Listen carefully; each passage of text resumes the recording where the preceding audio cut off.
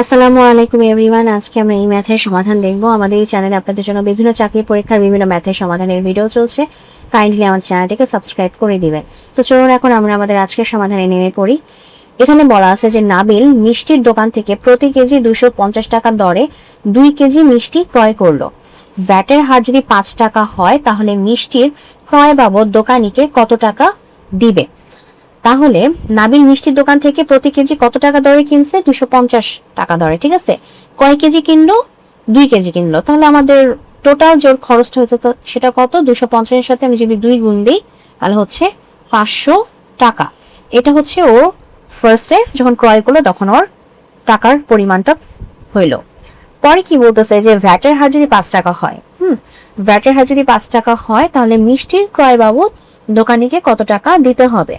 তাহলে আমাদেরকে এই যে ভ্যাট যে দিতে হচ্ছে, এই 5 টাকাটা যে ভ্যাট দিতে হচ্ছে এটা কত টাকার মধ্যে?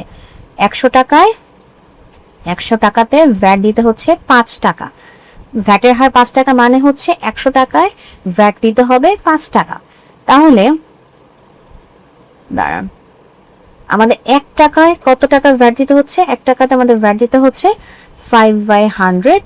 আর নাবিল কত টাকার মিষ্টি কিনছে? 500 টাকার মিষ্টি কিনছে। তাহলে 500 টাকাতে ওকে ভ্যাট দিতে হবে 5 গুণ 500 ডিভাইডেড বাই 100। তাহলে 0 0 কাটা, 25 ইন্টু 5 ইকুয়ালস টু 25। ওকে, তাহলে ও তো একে কিনছে 500 টাকার মিষ্টি, তার উপর আবার ভ্যাট দিতে হচ্ছে 25 টাকা।